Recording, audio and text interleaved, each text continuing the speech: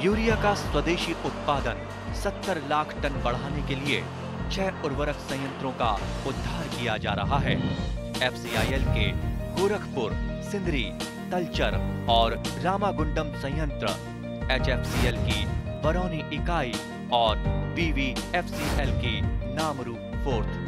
सोने पर सुहागा ये है कि देश में अब बनेगा सिर्फ नीम लेपित यूरिया, क्योंकि इससे होगा किसानों का फायदा ही फायदा। अनाज का उत्पादन 10% तक बढ़ेगा। बढ़ेगी 10 से 15% नाइट्रोजन क्षमता।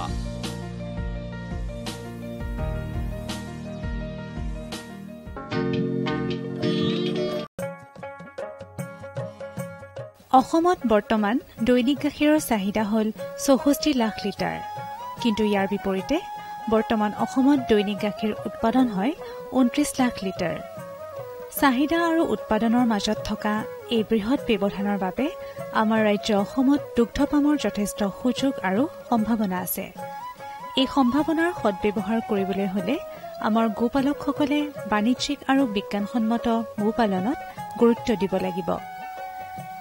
বিজ্ঞানসন্মত গোপালনৰ ক্ষেত্ৰত প্ৰথম মন কৰিবলগীয়া দিশটো হ'ল গোপামৰ বাবে উপযুক্ত স্থান নিৰ্বাচন।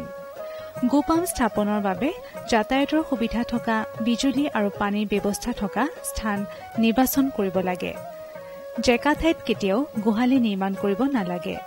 গোহালি সাজিবলৈ লোৱা ঠাইখিনি তুলনামূলকভাৱে ওখ কৰি ল'ব লাগে, যাতে পানী জমা নহয়। গোহালি ঘৰটো বছৰৰ সকলো সময়তে ৰ'দ পৰা হ'ব লাগে। গোহালি ঘৰটোৰ মলমূত্ৰ, পানী আদি সহজে বাগৰি যাব পৰা হ'ব লাগে। এই বিষয়ে অসম পশুধন আৰু হাঁহ কুকুৰা নিগমৰ মহাপ্ৰবন্ধক ডাঃ পূৰ্ণানন্দ কোঁৱৰে এনেদৰে কয়। প্ৰথম কথাটো হ'ল আমাৰ এজন নতুন যদি কোনোবা গোপালকে যে ভাবে মই এখন ভালকৈ বিজ্ঞানসন্মতভাৱে যদি পাম কৰিব বিচাৰে, প্ৰথম কথাটো হ'ল তেখেতে ফাৰ্মখন ক'ত কৰিব তাৰ কাৰণে বিশেষকৈ প্ৰথম ঠাইটুকুৰ স্থানৰ যিটো নিৰ্বাচন, সেইটো প্ৰথম কথা। আমি চাব লাগে যাতে যিটুকুৰ ঠাইত আমি ফাৰ্মখন কৰিব বিচাৰোঁ, সেই ফাৰ্মখনৰ ঠাইটুকুৰ যাতে ওখ, য'ত নেকি পানী জমা নোহোৱা, ৰ'দ ঘাই হ'ব লাগে আৰু যাতায়াতৰ সুচল ব্যৱস্থাখিনি থাকিব লাগে। আৰু এটা কথা চাব লাগে যে আমি ফাৰ্মখন কৰাৰ পিছত আমাক যিখিনি ইনপুটছ বা যিখিনি বস্তু আমাৰ খাদ্যকে আদি কৰি ঘাঁহ যিখিনি লাগে, সেইখিনি যাতে অনা নিয়াৰ কাৰণে আমি ব্যৱস্থাটো থাকে আৰু এখন সু বজাৰৰ ব্যৱস্থাও থাকিব লাগে, যাতে যিখিনি উৎপাদন হোৱা বস্তুখিনিও যাতে সহজতে বজাৰলৈ দিব পাৰি। এইখিনি কথা প্ৰথমতে চাব লাগে। ইয়াৰ পিছতে আৰু এটা কথা লক্ষ্য ৰাখিব লাগে, যাতে আমাৰ যিখিনি ধৰক বাকী আনুষংগিক ব্যৱস্থা, বিশেষকৈ খোৱা পানীৰ ব্যৱস্থাটো বা বিজুলী বাতিৰ ব্যৱস্থা, এইখিনি যাতে সহজলভ্য হয়, সেই ঠাইটুকুৰত যাতে তেওঁলোকে ফাৰ্মৰ পৰিচালনাৰ ক্ষেত্ৰত বিশেষ অসুবিধা নহয় ভৱিষ্যতে। এই কথাখিনি প্ৰথমতে লক্ষ্য কৰিব লাগে। ইয়াৰ পিছতে হ'ল কি যে আমি যেতিয়া ফাৰ্মখন কৰিবলৈ যাওঁ, প্ৰথম কথাটো হ'ল কি আমি এখন আঁচনি এখন আমি তৈয়াৰ কৰি ল'ব লাগে, যাতে প্লেন কৰি ল'ব লাগে কেনেকৈ আমি ঘৰকেইটা বনাম বিজ্ঞানসন্মতভাৱে। তেনেকৈ আমাৰ ওচৰৰ ধৰক পশু চিকিৎসালয়বিলাক থাকে বা যিকোনো ধৰণৰ পশু চিকিৎসকৰ লগত পৰামৰ্শ কৰি ঘৰটো কেনেকৈ বনাব, কেনেকুৱা ধৰণে পূবা পশ্চিমাকৈ বা উত্তৰা দক্ষিণাকৈ কেনেকৈ বনাব লাগে, সেই গোটেই কথাখিনি বিস্তৃতভাৱে এটা প্লেন কৰি কৰিব লাগে। লাগিলে এখন সৰু ফাৰ্মেই হওক, 2জনী বা 4জনী গৰুৱে দিয়ে কৰক, কিন্তু চাইণ্টিফিকেলি প্লেন কৰি আমি ফাৰ্মখনৰ কামটো আৰম্ভ কৰিব লাগে।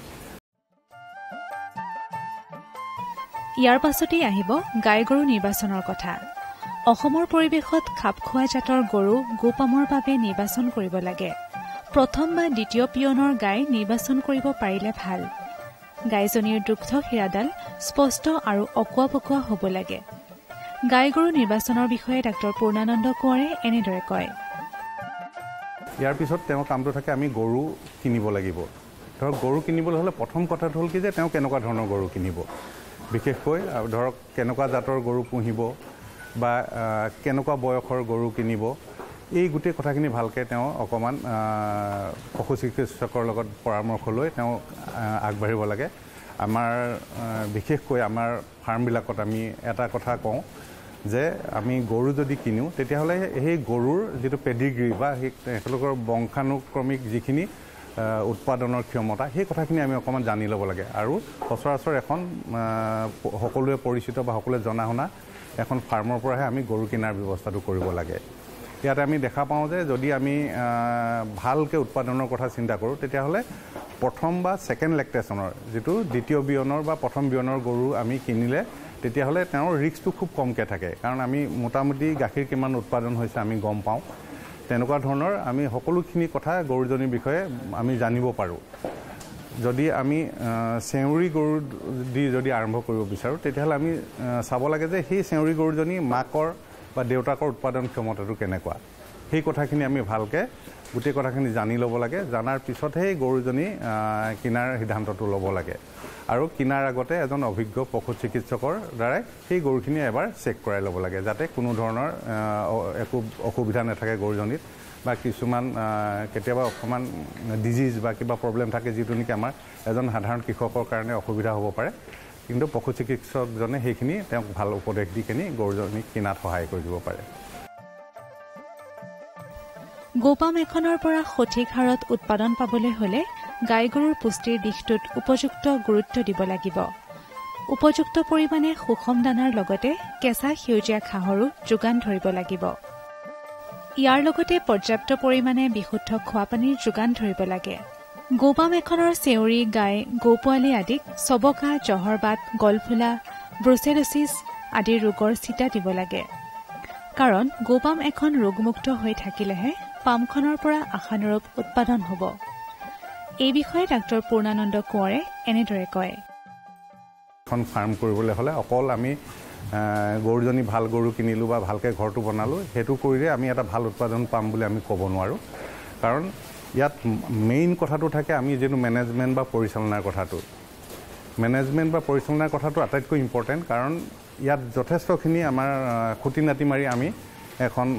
ফাৰ্ম পৰিচালনাৰ কথাটো আমি জানিব লাগে এজন নতুন শিকাৰু বা নতুন এজন এণ্টাৰপ্ৰিনাৰ্ছৰ কাৰণে সেইটো অকণমান অসুবিধা হয় কাৰণ তেওঁলোকৰ এক্সপিৰিয়েঞ্চটো নাথাকে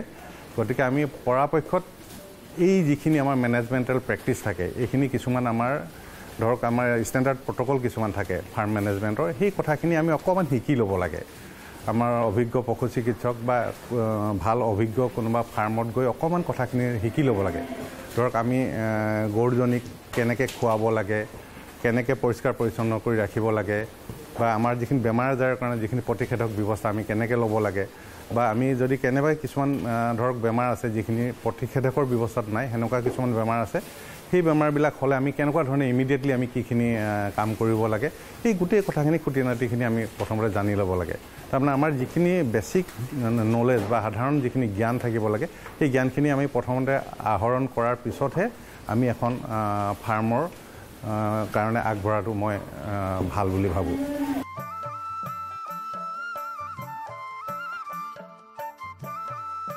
গোপাম এখন স্থাপন কৰিবলৈ গাখীৰ আৰু দুগ্ধজাত সামগ্ৰী বিপণনৰ সুব্যৱস্থা থাকিব লাগে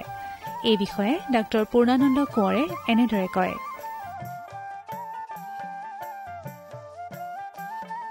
গৰু ধৰক প্ৰতিপালন কৰিছোঁ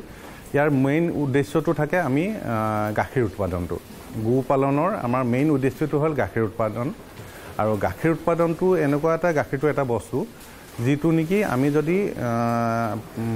উৎপাদন কৰোঁ তাক আমি এটা কথা লক্ষ্য ৰাখিব লাগে যাতে ইহঁতৰ একদম পেৰিছেবল হোৱাৰ কাৰণে খুব চেল্ফ লাইফটো একেবাৰে কম গতিকে আমি সদায় চাব লাগে যাতে গাখীৰটো যিহেতু এটা পেৰিছেবল আইটেম ইয়াৰ উপৰি এইটো আমাৰ সাধাৰণতে হিউমেন কনজামশ্যনৰ কাৰণে আমি যিহেতু উৎপাদন কৰোঁ গতিকে আমি ফুড ছেফটি বা যিটো খাদ্য সুৰক্ষাৰ যিটো ক্ষেত্ৰত আমি কথা থাকে সেই কথাখিনিৰ প্ৰতি আমি গুৰুত্ব দিব লাগে কাৰণ যিহেতু গাখীৰটো মানুহৰ কনজামশ্যনৰ কাৰণে যাব পাৰে গতিকে এনিমেলৰ যদি কিবা ইছ্যু থাকে প্ৰব্লেম থাকে সেই প্ৰব্লেমখিনি যাতে গাখীৰৰ থ্ৰুৱেদি মানুহৰ গাত নাযায় মানুহৰ তালৈ যাব নোৱাৰে সেই কথাখিনিৰ প্ৰতি আমি লক্ষ্য ৰাখিব লাগে গতিকে আমি চাব লাগে যে ক্লিন এণ্ড হাইজেনিক মিল্ক যিটো প্ৰডাকশ্যনৰ কথা থাকে সেই কথাটোত আটাইতকৈ গুৰুত্ব দিব লাগে আৰু এই গোটেই কথাখিনিৰ লগত জড়িত থাকে আমাৰ গৰুখিনিৰ যিটো স্বাস্থ্যটো যদি ভালে থাকে তেতিয়াহ'লেহে আমি এই গোটেই আমাৰ গাখীৰৰ উৎপাদনটো আমি সঠিক বা যিটো আমাৰ মানুহে খাবৰ উপযুক্ত গাখীৰটো আমি উৎপাদন কৰিব পাৰোঁ যদি কেনেবাকৈ গৰুবিলাকত কিছুমান প্ৰব্লেম থাকে সেই প্ৰব্লেমবিলাকৰ থ্ৰুৱেদি আমাৰ গাখীৰৰ তো সেই বীজাণুবিলাক যাব পাৰে আৰু তাৰ পৰা মানুহৰ ক্ষেত্ৰতো কিছুমান বেমাৰ হোৱাৰ চান্স থাকে গতিকে আমি কথাখিনি গোটেইখিনি মেনেজমেণ্টৰ লগত জড়িত যিহেতু আমাৰ ক্লিন এণ্ড হাইজেনিকেলি আমি এনিমেলখিনি ৰাখিব পাৰিছোঁ কিমান ভালকৈ সিহঁতক আমি খাদ্যৰ যোগান যিটো উপযুক্ত হিচাপে যিখিনি ধৰক সেউজীয়া ঘাঁহ ইয়াৰ লগতে যিখিনি আমাৰ সুষম খাদ্য কনচেনট্ৰেট ফিড আমি সেইখিনি গোটেইখিনি যাতে নিয়মমতে আমি দিব পাৰোঁ এই কথাখিনি গোটেই কথাখিনি আমি আগতীয়াকৈ গোটেই কথাখিনি জানি ল'ব লাগে আৰু সেই হিচাপে আমি প্ৰতিপালনৰ ক্ষেত্ৰত আমাৰ ব্যৱহাৰিক যিখিনি জ্ঞান সেই জ্ঞানখিনি আমি তাতে প্ৰতিপালনৰ লগত সংযুক্ত কৰিব লাগে যাতে আমাৰ এনিমেলৰ পৰা যিটো উৎপাদন বা এনিমেলৰ যিটো স্বাস্থ্য এই গোটেইখিনি যাতে অটুট থাকে এই কথাখিনি আমি গুৰুত্ব দিব লগা কথা আৰু এজন নতুন এণ্টাৰপ্ৰিনাৰ্ছৰ কাৰণে এই সৰু সৰু যিখিনি কথা থাকে এই গোটেই কথাখিনি যাতে খৰচি মাৰি তেওঁলোকে প্ৰথমতে জানি লয় তাৰপিছতহে এখন ফাৰ্ম এখন আৰম্ভ কৰিবলৈ ল'ব লাগে আমাৰ গোপালকসকলক আমি অনুৰোধ জনাওঁ যাতে এই দিশবোৰলৈ মনোযোগ দিয়ে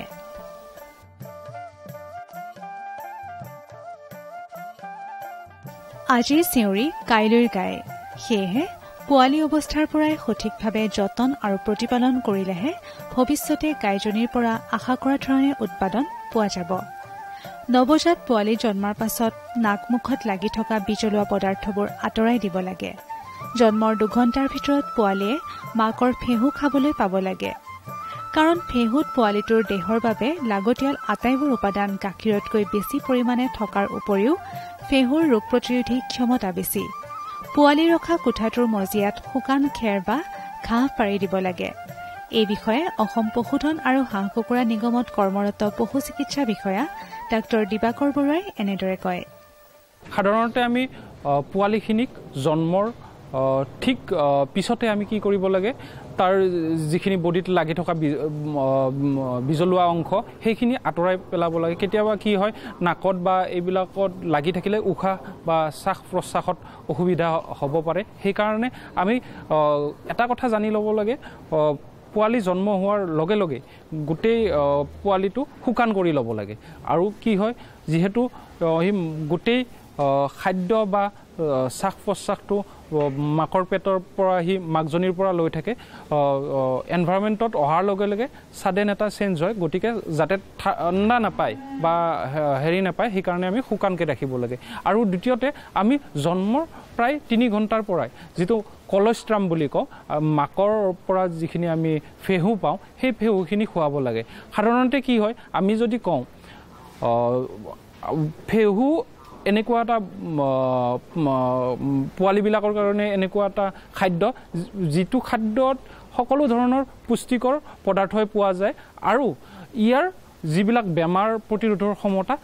সেইখিনিও মেইনটেইন হৈ থাকে যাৰ ফলত পোৱালিজনী বেমাৰ আজাৰত নপৰে সাধাৰণতে আমাৰ দেখা যায় কিছুমানে ফেহু বা কলষ্ট্ৰম বেছিকৈ খুৱাই দিয়াৰ লগে লগে কি হয় হাগনি বা চেৰণি ৰোগ হোৱা দেখা যায় গতিকে আমি এটা কথা কওঁ যাতে আমি কলেষ্ট্ৰমখিনি এনেধৰণে খুৱাব লাগে ইণ্টাৰভেলটো আমি বঢ়াই দিব লাগে কিন্তু কোৱান্টিটিটো কমাই দিব লাগে কম পৰিমাণে যদি খুৱাই আপুনি 4 বাৰ বা 5 বাৰ খুৱাই তেতিয়া সেই চেৰণি বা হাগনি ৰোগটো নহয় কিয়নো সাধাৰণতে পোৱালিবিলাকৰ কি হয় পাকস্থলীটো সম্পূৰ্ণৰূপে প্ৰাপ্তবয়স্ক নহয় ইয়াৰ যিটো আমি সকলোৱে জানো গৰু বা ছাগলীৰ পাকস্থলীত সাধাৰণতে 4টা কোঠালীযুক্ত এই 4টা কোঠালীৰ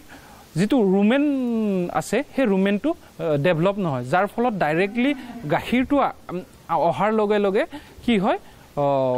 ই চেৰণি বা হাগনিৰ সৃষ্টি কৰে সেইকাৰণে সাধাৰণতে আমি খোৱা লোৱাৰ যতনটো আমি ৰাখিব লাগে আৰু মই এটা কথা ক'বলৈ লৈছোঁ পোৱালি এজনীক আমি কিমান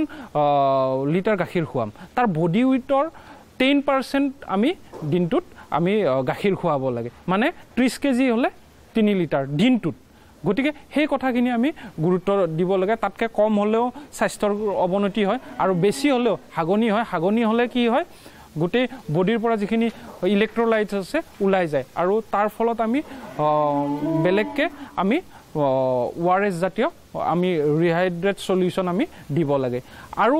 সাধাৰণতে আৰু এটা পোৱালিৰ লগত মন কৰিবলগীয়া ঠাণ্ডাৰ দিনত পোৱালি হোৱাৰ লগে লগে সাধাৰণতে যিটো উষ্ণতাটো বডি উষ্ণতাটো মেইনটেইন কৰিব নোৱাৰি সাধাৰণতে মৃত্যুমুখত পৰা দেখা যায় গতিকে সেই কাৰণে আমি আৰ্টিফিচিয়েল লাইট বা এটা সম্পূৰ্ণ বাউণ্ডাৰীযুক্ত আমি কিছুমান কোঠালিত যদি আমি ঠাণ্ডা নলগাকৈ ৰাখিব পাৰোঁ তেতিয়া বিশেষ আমি সুফল লাভ কৰিব পাৰোঁ। অন্যহাতে আৰু এটা কথা কৈছোঁ, গোটেই পোৱালিটোৰ ভৱিষ্যতটো নিৰ্ভৰ কৰে পোৱালি সময়ত আমি তাক কেনেকৈ আমি লালন পালন কৰিছোঁ। পোৱালি এটাই যদি সি সৰুৰে পৰা পুষ্টিকৰ আহাৰ বা তাৰ গঠনটো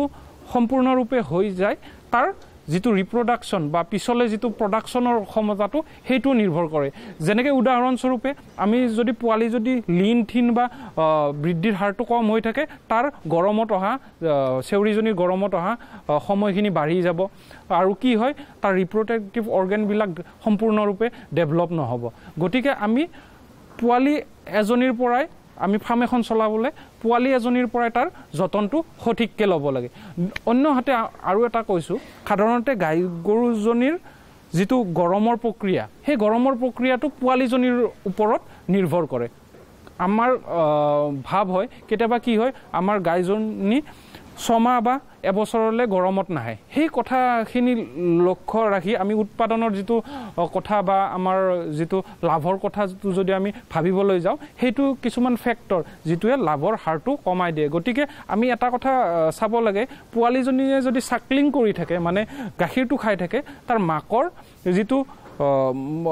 প্ৰজননৰ কাৰণে গৰম হোৱা সময়, সেই সময়টো বঢ়াই দিয়ে। সেইকাৰণে আমি যদি পোৱালিজনীক এটা সময়লৈ গাখীৰ খুৱাই তাৰ পিছত যদি আমি মিল্ক ৰিপ্লেচাৰ বা তেনেকুৱা জাতীয় পদাৰ্থৰে আমি যদি গাখীৰ খোৱাটো কমাই আনো, তেতিয়া কি হয় মাকজনী কম সময়ৰ ভিতৰত গৰম আহে। গৰম অহাৰ লগে লগে কি হয়, আমি যিটো আমাৰ এটা কথা আছে, প্ৰতি 13 মাহৰ মূৰে মূৰে আমি পোৱালি এটা জগাব লাগে। তেতিয়া আমি কি হয় গোটেই গাইজনীৰ লাইফ স্পামত আমাৰ কি হয় আমি অধিক উৎপাদন পাব পাৰোঁ আৰু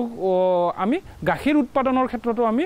সুফল লাভ কৰিব পাৰোঁ। কিয়নো 13 মান্থত যদি 13 মাহৰ মূৰে মূৰে আমি পোৱালিজনী পাওঁ, তেতিয়া কি হয় তাৰ যিটো লেক্টেটিং পিৰিয়ড আৰু ড্ৰাই পিৰিয়ডটো সম্পূৰ্ণৰূপে মেইনটেইন হৈ যায়। নহ'লে আমাৰ কেতিয়াবা দেখা যায় লেক্টেটিং পিৰিয়ডটো কম থাকে, ড্ৰাই পিৰিয়ডটো বাঢ়ি যায়। সেই কথাটো লক্ষ্য ৰাখি আমি পোৱালিবিলাক আছতীয়াকৈ সোনকালে মাকৰ পৰা আঁতৰাই আনিব লাগে। 3 মাহৰ পাছত পোৱালিক গাখীৰ খোৱা সম্পূৰ্ণৰূপে বন্ধ কৰিব লাগে। 15 দিন বয়সৰ পৰা পোৱালিক কেঁচা কোমল ঘাঁহ চুটি চুটিকৈ কাটি খাবলৈ দিব লাগে। 21 দিন বয়সৰ পৰা পোৱালিৰ বাবে বিশেষভাৱে প্ৰস্তুত কৰা দানা খাবলৈ দিব লাগে। 3 মাহ বয়সত গো পোৱালিৰ পাকস্থলীৰ গঠন সম্পূৰ্ণ হয় আৰু ইহঁতক মিশ্ৰিত দানা দিনে 1 পৰা 1.5 কিলোগ্ৰাম হাৰত দিব পাৰি। গো পোৱালিক 21 দিন বয়সত পশু চিকিৎসকৰ পৰামৰ্শ অনুযায়ী প্ৰথম পালি পেলুৰ দৰৱ খুৱাব লাগে। এই বিষয়ে ডাক্তৰ দিবাকৰ বৰাই এনেদৰে কয়, পোৱালিক কেতিয়াও আমি ফ্লেট বা এনেকুৱা হেৰিৰে ফ'ৰ্চফুলি কেতিয়াও গাখীৰটো খুৱাব নালাগে সৰুতে পোৱালি অৱস্থাতে। কিয়নো তাহাঁতৰ ইছ'ফেজিয়েল গ্ৰুপ বুলি এটা অংশ থাকে পেটত, যাৰ সেই অংশটোৰ পৰা ডাইৰেক্টলি যিহেতু ৰুমেনটো ফুল্লি ডেভেলপ নহয়, ৰুমেনলৈ গুচি যায়। ৰুমেনলৈ গুচি যোৱাৰ ফলত কি হয় গৰুজনী হাগনি হয় বা হেৰি হয়। সেইকাৰণে আমি সদায় বটল ফিডিং কৰাব লাগে। 45 এংগলত যদি আমি মাকৰ উহাৰ সমানত যদি আমি বটলিং কৰা ব্যৱস্থা কৰি দিওঁ, তেতিয়া ধুনীয়াকৈ পোৱালিবিলাকে বটলৰ পৰা গাখীৰটো খাব পাৰে আৰু মাকজনীয়েও কি হয় গৰমত অহা সুবিধাটো আমি দিব পাৰোঁ। সেইকাৰণে আমি কি কৰোঁ, 2 সপ্তাহ যোৱাৰ পৰা আমি প্ৰথমতে পানীটো দিব লাগে। প্ৰথম এক্সট্ৰাকৈ যেতিয়া পানীটো দিওঁ, তেতিয়া কি হয় তাৰ ৰুমেনৰ যিবিলাক আঁহ থাকে, সেই আঁহবিলাক সোনকালে ডেভেলপ হয় আৰু সেই আঁহৰ পৰা কি হয় হজম শক্তিটো বাঢ়ি যায়। আৰু আমি 2 উইক্সৰ পৰা গ্ৰেইন মানে যিটো আমি পশুখাদ্য, সেই পশুখাদ্য অলপ অলপকৈ ষ্টাৰ্ট কৰিব পাৰোঁ। আৰু সাধাৰণতে আমি এমাহৰ পিছৰ পৰা আমি 1-1.5 মাহৰ পিছৰ পৰা আমি সাধাৰণতে ঘাঁহ এডাল দুডালকৈ আমি ষ্টাৰ্ট কৰিব পাৰোঁ। আৰু দ্বিতীয়তে কথা হ'ল আমি পেলুৰ দৰৱ আমি পোৱালিবিলাকক কেতিয়া দিম। পেলুৰ দৰৱ সাধাৰণতে আমি জন্মৰ এমাহৰ মূৰত প্ৰথম পালি পেলুৰ দৰৱ আমি দিবলৈ কওঁ। তাৰপিছত 6 মাহলৈ প্ৰতি মাহে মাহে আমি পেলুৰ দৰৱটো দিবলৈ কওঁ আৰু 6 মাহৰ পিছত প্ৰতি 3 মাহৰ মূৰে মূৰে আমি পেলুৰ দৰৱ দিবলৈ আমি অনুৰোধ জনাওঁ। তাৰপিছত সাধাৰণতে কি হয়, পেলুৰ দৰৱৰ লগত আমি লিভাৰ টনিকটো দিবলৈ দিওঁ, যাতে লিভাৰ ফাংচনটো কমি নাযায় বা খোৱা লোৱাৰ ৰুচিটো কমি নাযায়। তাৰ কাৰণে আমি পেলুৰ দৰৱৰ লগতে আমি লিভাৰ টনিক দিয়া হয়। সাধাৰণতে আমি পেলুৰ দৰৱটো ৰাতিপুৱা খালী পেটত দিব দিওঁ, যাতে খালী পেটত পেলুৰ দৰৱ দিয়াৰ লগে লগে তাৰ যিটো ফাংচন সেইটো মেইনটেইন হয়, মানে পেলুখিনি উলিয়াই দিয়াত সহায় কৰে। প্ৰতিষেধকৰ যদি আমি কথা কওঁ, ইতিমধ্যে আপোনালোকে হয়তো জানে, প্ৰধানতঃ আমাৰ FMD যিটো আমি চবকা বুলি কওঁ, HS গলফুলা আৰু BQ জহৰবাত, প্ৰধানকৈ আমি এই তিনিটা প্ৰতিষেধকে দিয়া হয়।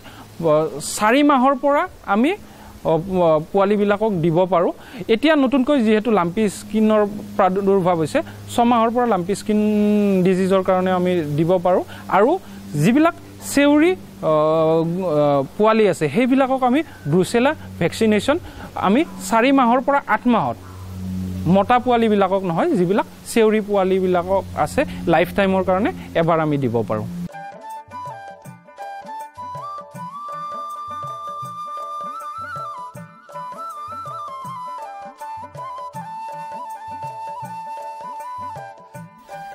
এনেদৰে উপযুক্তভাৱে যতন আৰু প্ৰতিপালন কৰিলে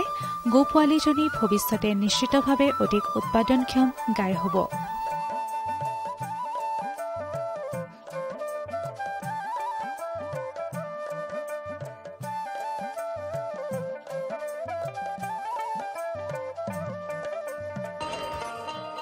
किसान भाइयों गांठ बांध लो, गांठ बांध लो, बहुत बहुत है काम की, समृद्धि के पैगाम की। मिट्टी के मिजाज को समझो, मिट्टी के हर राज को समझो, मिट्टी की तुम जांच कराओ, मुफ्त सॉइल हेल्थ कार्ड ले जाओ। कभी मुनासिब बीज लगाओ, सही किस्म की खाद ले आओ, जितनी जरूरी उतनी डालो, सही मात्रा खुद पहचानो, इसको अपना मंत्र बना लो, मिट्टी की सेहत तो जानो। बात बहुत है काम की, कम लागत अधिक वरदान की, किसान भाइयों गांठ बांध लो।